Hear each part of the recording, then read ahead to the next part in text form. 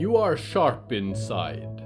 When you walk, you feel razors shift beneath your ribs. When you speak, they lace your words. Your tongue creates wounds and spills blood and is quick to war. When did you first begin to swallow swords, to fill the walls that surround your heart with weapons? You have become an armory, and you let no one open your doors lest they wish to die. It is easy to be sharp, and to pierce the eye of anyone who turns their face to you. What lies locked in the box at the center of your murderous shelves? You have been defending it so long you almost forget. But better to drive away with bleeding word every hand that would dare to open it than to take the key to your chest and find it empty of treasure. It contains only a dagger, the first that ever cut you, and your small black heart wrapped in silk and softly beating, "Hello from the Hallowoods."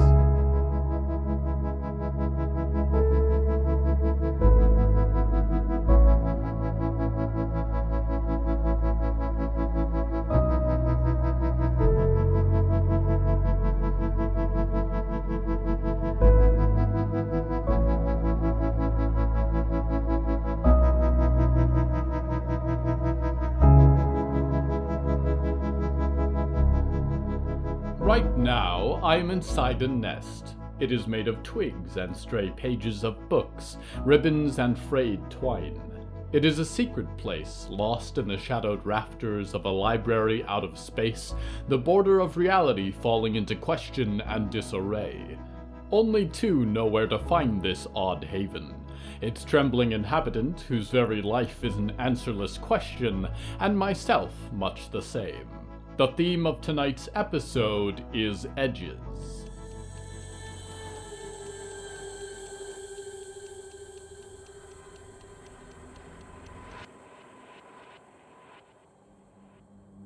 The Omen sometimes felt as large as the sky itself, a storm of wings that blotted out the sun. At other times they felt as small as a single bird, watching the fires burn below, feeling the heat in their feathers. Today, the Omen felt the latter, and nestled together in the liminal space in the roofs of Downing Hill, 100 birds looking out into the real world from just beyond it. Was it possible to miss someone you hated, they wondered. They had never missed anyone before. The director was timeless, and they held only a little disdain for most of the bickering creatures in the arcane program, or the snide staff of the library. The world outside was worse, full of loud and unpleasant people, and the Omen administered the consequences of overdue books as a sort of revenge against the noise. And yet, the library was less interesting without a certain small, smug, and very blue witch. Olivier's song was a spiteful little bird, and long had the Omen wished that they would fall out of the sky. It was the blatant disregard in Olivier's face, perhaps, or the veiled insults, or the way that the director smiled for Olivier when she never smiled for the Omen. It will change, the Omen had told themselves many nights in the nest. Everyone makes mistakes, and when Olivier plummets, I will peck out their eyes, and the director will see at last who is the greatest servant, and allow me to sit on her shoulder. Joy, joy the day that Olivier's song had been thrown from the arcane program, tossed away from Downing Hill with broken wings, and the Omen had flown triumphant over the forest. After all these years, I am victorious and the most beautiful and the best. But the director did not smile in the days to come. The Omen was not welcomed from the shelves to sit at her side, and if anything she was all the more distant, preoccupied with new business, dead instrumentalist and missing summer program instructor and a world of spirits. The library was a quieter place now, and even the joy of ambushing Olivier in the halls and plucking at their hair was gone. Even Friday, who sometimes kept shiny objects for them, was missing. Coffin or tomb, not a drop to drink. The Omen felt a tapping. the director's fingers on her desk, 3 stories or 100 miles below. A little spark of fire still leapt in the Omen's scattered chest at her summons.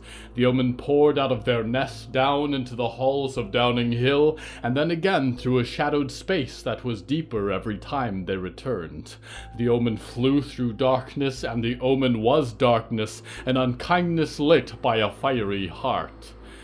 Everyone saw the director's office differently, the Omen thought, but in their myriad eyes it was a hollow tree, impossibly empty inside.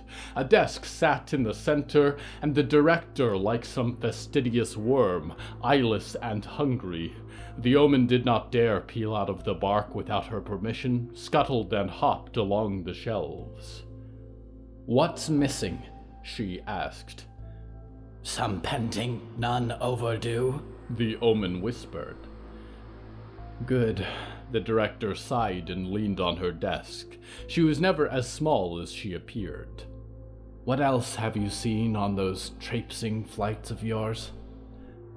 "The weather warms, white flowers bloom on black marshes. It will soon be summer. Waters rise and bring a plague of frogs," the Omen said, watching her with too many faces to count. "What remains of Walter Pensive's collection I may yet acquire. The man on fire who carried the Book of the Damned has left the forest, and the last of the instrumentalist spirits still shines at the scout post, a little light they squint to see." "One of his ghosts is still intact?" the director said, although she did not turn to face the Omen. Instead, she pulled a peppermint from the dish on her desk and unwrapped it as though peeling the skin from a mouse. "You are sure? This isn't one of your needless riddles?" "It is a boy, a child," the Omen cried, a single bird hopping out from the shelf to nod at the ground. "His spirit dwells in a shiny drum. They protect it. It is true and true." "Keep an eye on him," the director said. The Omen's hearts fell in a dozen feathered chests. "He will not escape my gaze," the Omen said, and wished that he would. "Run, ghost child, into a silver river. Drown and be done with it. Let me rest." "Which way did the demon go?" the director asked. "South," the Omen said. "I hoped they would visit the library, but they have not." "Curious," the director said. "Dismissed." The Omen hesitated a moment. It was rare that they did not honor her words with instant obedience. "May I ask a question?" the Omen said, a bird with glittering eyes. "Quick question. Fleet." The director turned in her chair, a shine of half-moon spectacles. Her eyes were black like feathers, not black at all swirling purples and greens. Her posture was an answer, and the Omen pooled out of the shadow, birds melting into a shape like hers, wing and claw and beak rendered into hand and foot. They knelt. That was the place of a vassal. "What is next?" the Omen asked. "Next?" the director said. No confusion escaped from her eyes. "After the watching, and the book searching, and the overdue collecting. When your purpose for Downing Hill is complete. When the work is done. What is next?" "That does not pertain to you," the director said, hands folded on her knees. "Because I will be free?" the Omen said. "Free," the director said, and she smiled. Her teeth were like hungry stars, and for a moment the Omen basked in their light. Smile and light vanished with her next words. "There is no such thing as freedom, my Omen. We are born either to work or serve. I work, you serve, and when your service is complete, you will be nothing."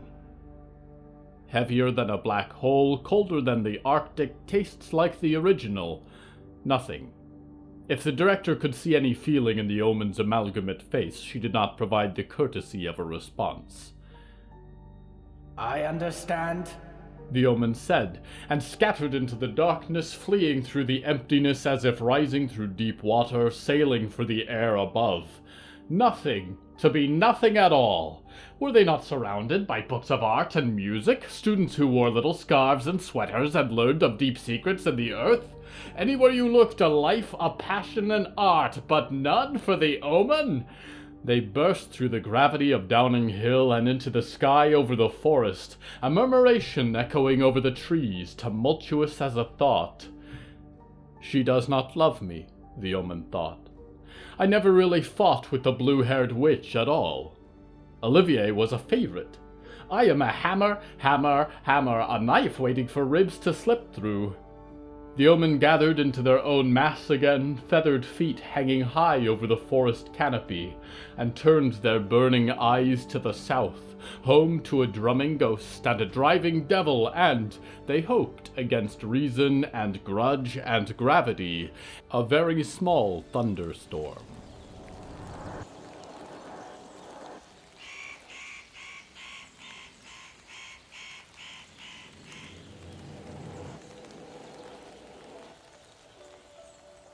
Dreamers, some of you are quick to ask me, where exactly are the Hallowoods? My stories of darkened trees remind you of the ancient forests of Appalachia, the mighty remnants of the Pacific Northwest, or even for some of you, your own backyard. The region named by Walter Pensive lies in North Ontario, past the lakes with their greater black flies and the lowlands in which the sleepers dwell, but it would never be content to hide its glory so far away. If you stood at the edge of the forest a few hours, you might watch its roots stretch outwards beneath your feet, the rise of new curling vines and underbrush, and the towering pines draw close to reach out with welcoming needles. Neither are the Hallowoods the only place with black trees, the only forest with strange animals and terrible doorways. The world over has been watered by black rain, caught in the beginning of a new life, and everywhere you look you will find the signs of a changing world, even in your own backyard. If you are confused by this, stay clear of the northmost Hallowoods, for that is the true forest and it cannot be pictured on any map, only found if you walk north, space and time and geography warped by a hallowed light. We go now to one who wants to escape this forest.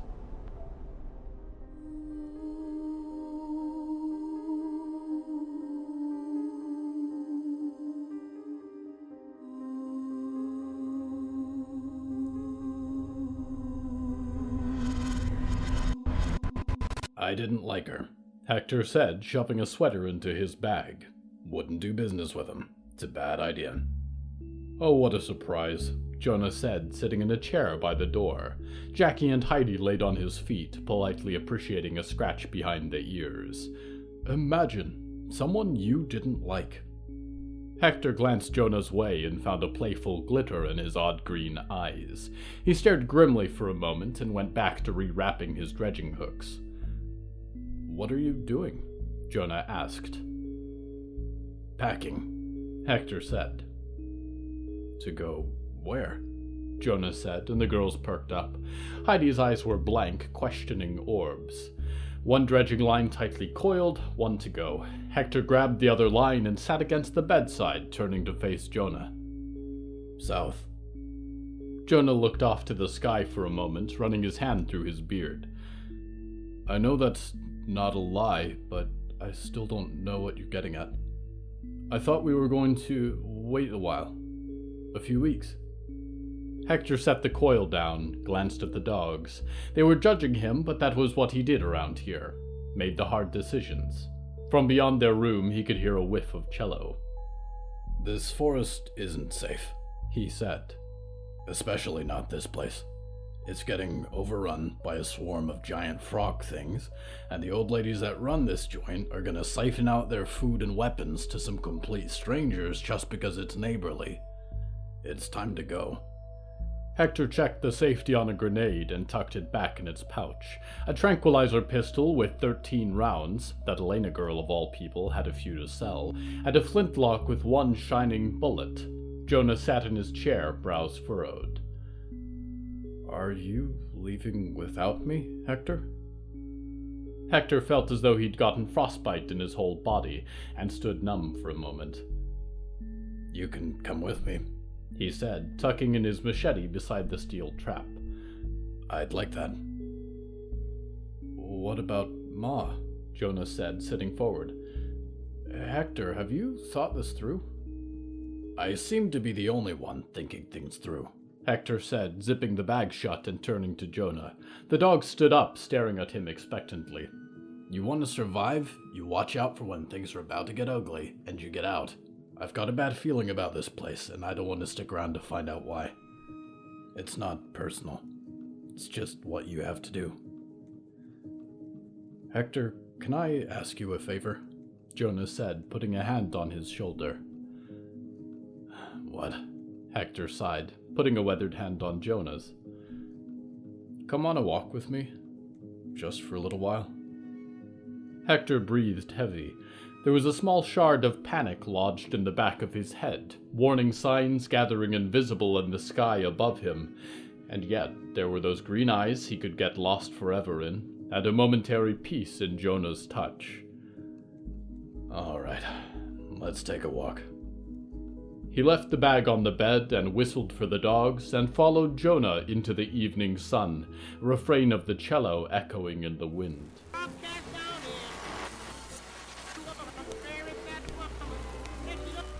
Welcome back to Marketing with Lady Ethel Mallory. Let's talk today about brand aesthetic. Consumers are not just looking at the words you use to describe yourself. You can say you're a loving brand, a powerful brand, a trustworthy brand, but everything down to your colors and shapes must speak the same truth. Look at the classic Botco design elements. The silver square represents foundation, invulnerability. We are solid, reliable, cannot be moved easily. We are here to fight for our user base. We will last long into the future and support you for your entire spending life with our company. It also reminds the consumer of our signature product. The eye in the center represents possibility, sight within the box, waking up from reality into dream, that Botco is not blind to the world outside, and that we are watchful in who we choose to allow into our happy dreaming family, that we will stand guard for you while you sleep. The origin of these elements goes back as far as the first drafts by Oswald.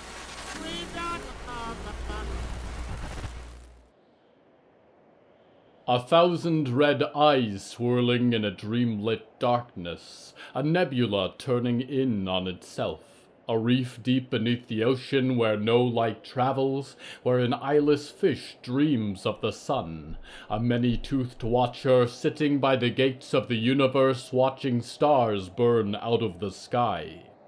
Does my brand imagery inspire trust, dreamer? We return now to Hector Mendoza. "It's me, isn't it?" Jonah said quietly as they crossed the forest floor. There was more green than usual encrusting the black bark of the trees, and an expanse of overgrown trunks spread out in every direction, long shadows cast by the sun. "The way I'm changing?" "It's not you," Hector huffed. "It's really not. I said I'd take it, for better or worse."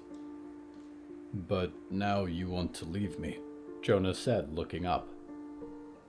"I don't," Hector said, stopping in his tracks and glancing across the trail.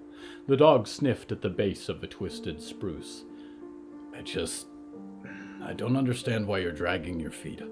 It's like you don't want to go." "Hector, I've been trying to figure out a way to say this," Jonah said, sitting against a tree. Hector steeled himself for something to hurt. "I'm not sure I can go. I feel this place." "What do you mean?" Hector said, leaning against a trunk of his own. The dogs perked up, fixed on something in the distance. "It's hard to describe," Jonah said, looking off in confusion. The setting sun refracted green in his eyes. I know the trees like you'd know an old friend. There's signs and patterns in the stars when they move. The wind has songs in it that nobody hears.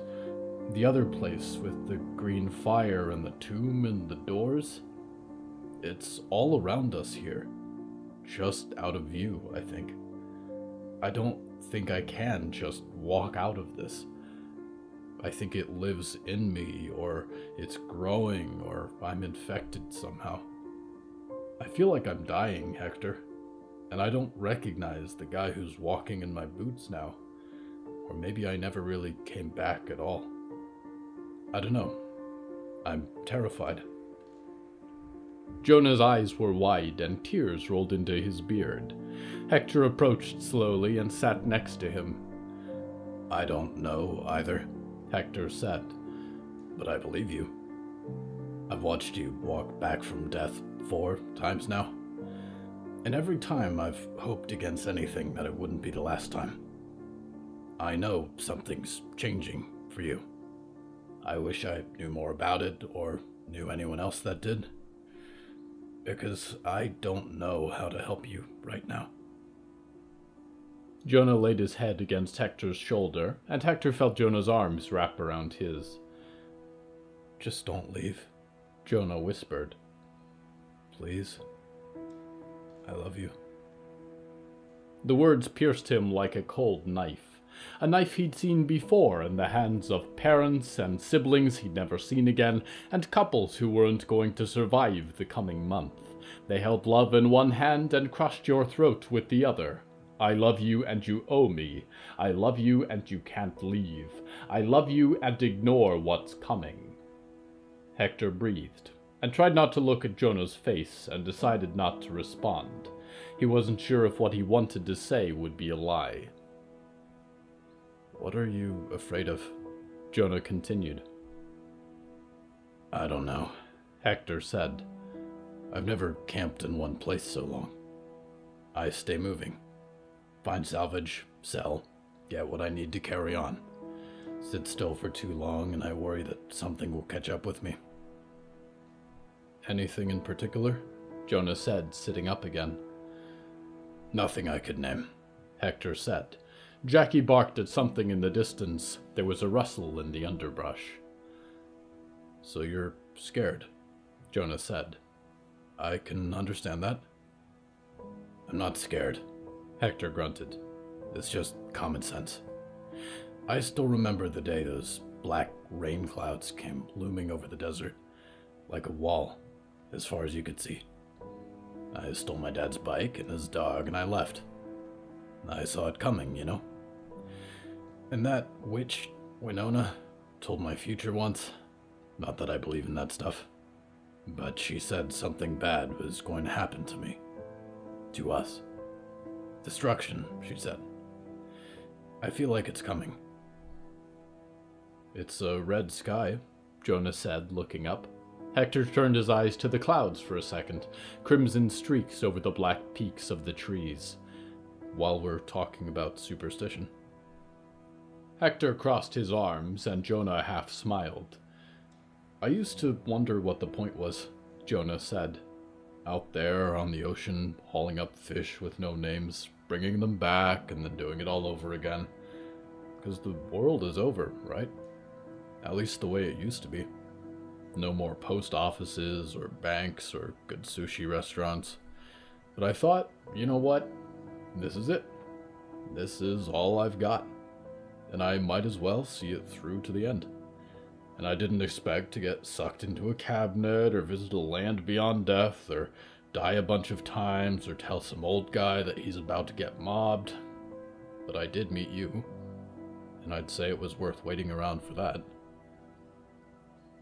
I never thought about it, Hector said, taking Jonah's hands in his and closing his eyes. Survive. That's it. Keep clawing through the mud for one more day. I guess that's how it's been for a while, Jones. I'm not going to leave, Jonah said. Not just because of me, but the scout post is here. All these good people. Violet and Byrne and the rest.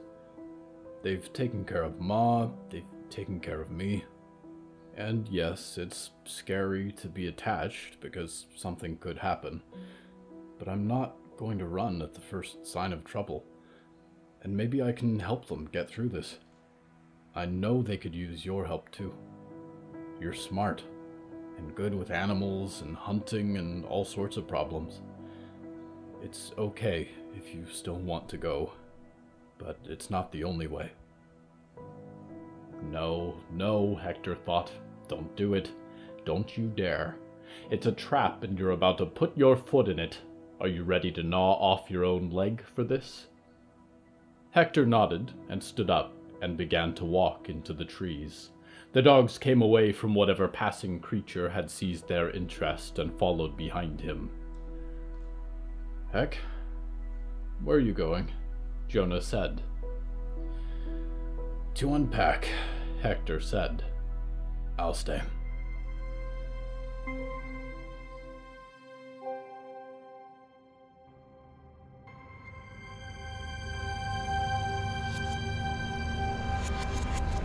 Humans are apt to look up to the stars and call it an infinite expanse. This is dangerous for you, dreamer, because infinity is not something that you can really comprehend.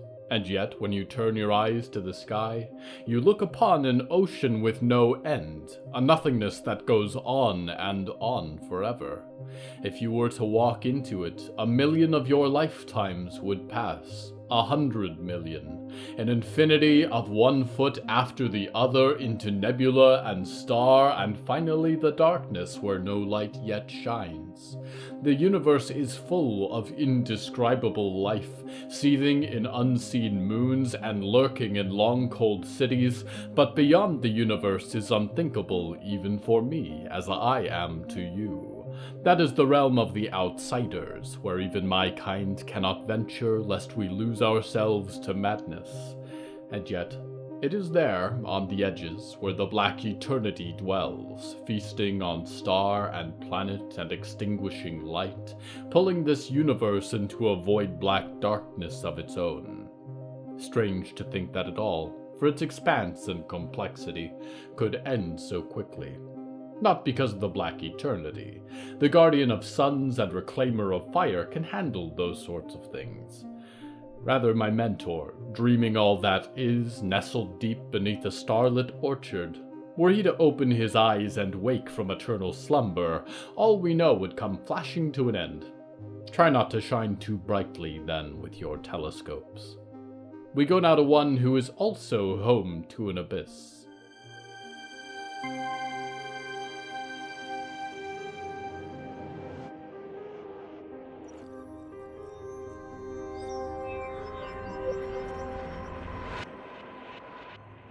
Why are you holding so still?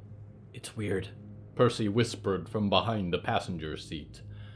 I don't want to scare Nimbus, Diggory replied, staring with wide eyes. The cat with tousled fur sat in their lap, staring up without blinking. What do you want from me? Diggory thought. You should pet it, Percy said. Cats like that sometimes. Diggory looked at their own sharp-edged fingers with concern. The cat stretched its own lengthy claws in response. What are you reading, Ollie? Riot called from the wheel. Olivier was back at the dining table, wrapped in her cloak and face hidden by a book. She peeked over the top and squinted. Why? Thinking of learning how? Wow, rude, Riot said, shifting her attention back to the road ahead and muttering under her breath. I can read. Movies are just better. Diggory wondered if they should have a preference, but they had not had the opportunity to enjoy either. Memory came to them in fragments, of turning page and revelation, of darkness lit by flickering light. When will I get anything of my own, Diggory thought. What is your book about, Olivier? Diggory said. Vampires, Olivier mumbled. Vampires are real, you know, Riot said. The world around them seemed largely made of concrete, an evening sun flashing across a brown city overgrown with towering trees. They had passed a few other vehicles, dark figures in caravans and sedans, but no one had stopped, and they continued towards the toll bridge marked on Burns' map. No, they're not, Olivier said. Uh-huh, Riot nodded. Walt knew one. I think she was there for the fight. Scary woman. Very vampire-y. You can't just call some weird lady a vampire and then say that vampires are real, Olivier grunted. It's not how it works. That's a dreaming box, Diggory said, pointing to the horizon. Across an expanse of dark water, a small square of the skyline was a mirror. We're getting close to the bridge, Riot said. Everyone on your best behavior, okay? They probably won't be as nice as Milo. Diggory looked up to find an emerald sign growing closer, with Bridge to USA stamped in white. Are we a car or a truck? Diggory said. We're sure not local traffic, Riot replied. Let's go in. She swerved in beneath the sign, crossing into a swirling road surrounded by overgrown beige buildings. Cars rusted where they were parked, and cement lots were crumpled by the roots of dark trees crowding out the daylight. Maybe leave the talking to me, Riot said. Diggory, put this hat on. It was one of Walt's uniform hats, and Diggory pushed their hair back beneath it. Do we need to hide the cat? Why would we need to hide the cat? Riot said. Maybe they do not like cats, Diggory said. Put him by your feet, Riot replied, and they rolled out into a large paved area where the roots had not yet upturned the stone. A large barrier laid across it. What appeared to be many channels for vehicles to pass through had been barricaded with stone and sandbags, and only one entrance lay through the turquoise wall. A vehicle was parked in the opening, and two burly figures stood on either side talking to the occupants. A small red car was parked several meters behind, waiting to enter. Oh great, Riot said. There's a line. Let me know if I need to get us through, Olivier said. I bet I can. Let's just take it easy, Riot said. The gate was empty now, and the red car ahead of them rolled up to it. The men standing guard seemed rude, Diggory thought, and they circled the car like vultures. Shouting broke out between the guards and whoever sat inside the vehicle. Arms were waving like flails. The car was motioned off to the side, and several of the men followed it closely, leaving the barricade unguarded. Do we go through now? Diggory said. While they're not looking, Riot said, and started rolling. She stopped a moment later as a man stumbled out of a door in the barrier and waved them over. Diggory tried to appear as small as they could in their seat, and Riot rolled down the window. Salutations, the man said. Diggory could not see his face from their seat. Riot leaned out the window. Hi. What have you got for us? Riot shot Diggory a confused look and glanced back to the guard. Excuse me? You pay, you cross the bridge. You don't pay, you don't cross the bridge. It's not hard to understand. Right, Riot said. Do you take scout coin? The hell is scout coin? I'm guessing that's a no, Riot said. A second guard had surfaced on Diggory's side, and Diggory stared at them from behind the glass. How about paper money? Tangibles, the guard said. Gas, food, weapons, resale value. Right, Riot hissed. Yeah, that makes sense. I have socks, Diggory whispered. The second guard tapped on Diggory's door and made a hand gesture. Diggory waved back. We need more than socks, Riot whispered. We're almost out of fuel. We've barely got food. Your vehicle's not exactly camouflaged, the guard said. You must really like Stone Maiden. Yeah, I'm her daughter, Riot said, glancing around the cabin for ideas. Oh, nice. And I'm the ghost of Elvis, the guard said.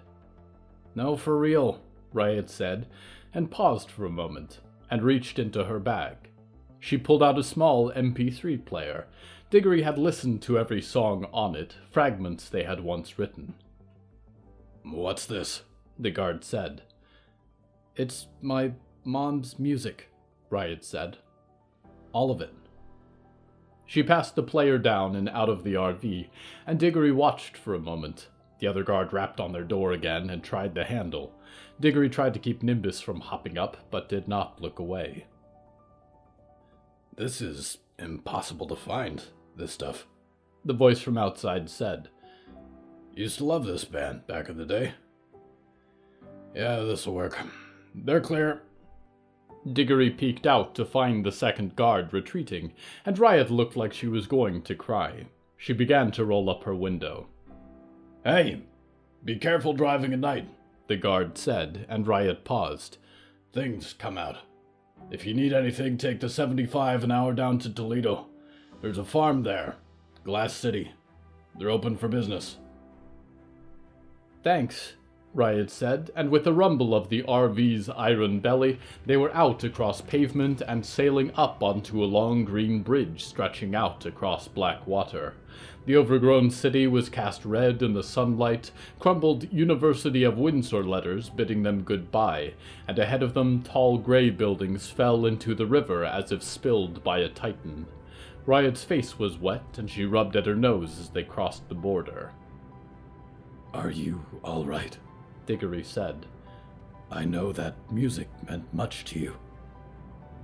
"If it helps us get her back, it's worth it," Riot said. "Hey everyone," Percy said, phasing in through the ceiling as they crossed the apex of the bridge and began to descend onto the gray shore. "Welcome to the USA."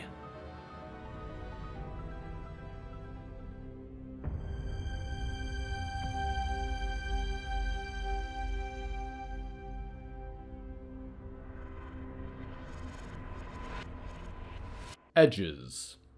Our time is defined, it seems, by crossings from one to the next, from youth to old age, sadness to hope, life to death. We stand at the precipice and leap, or wait until the earth crumbles from beneath our feet. Yet between every 2 points there is a transition, a journey in the fall, an entire lifetime, a reminder that the sun will rise, a last breath. There is as much beauty in the act of finding, I think, as in what is found. This is, after all, where I dwell. When your dreams flicker at the verge of sleep, the existence between life and thought, as material as fear and solid as comfort. And yet, though you move more linearly across the points of your life, we are all approaching an end together, all caught in a once and final transition. Know that they are not always pleasant. But if you dread the shadow, I am made of it. If you fear the future, so do I, but I will not let it find you alone. Until all things finish their glorious fall, I am your loyal host, Nickignick, waiting transitorially for your return to the Hallowoods.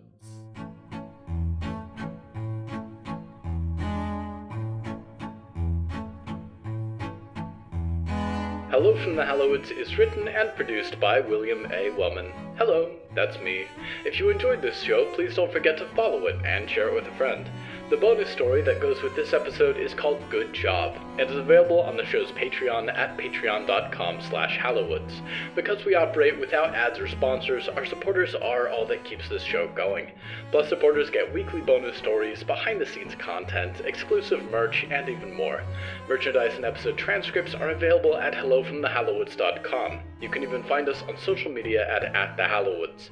Music is used under license from artlist.com. Our opening theme is Forest Overture by Yehezkel Raz, and the closing theme is Farewell by Belsitzman and Matan Ephrat. Until next time, dreamers, if you venture into any empty malls in the afternoon and swear you can hear cheerful music coming from somewhere below that escalator, run. Empty malls are favorite nesting places for clown ghosts.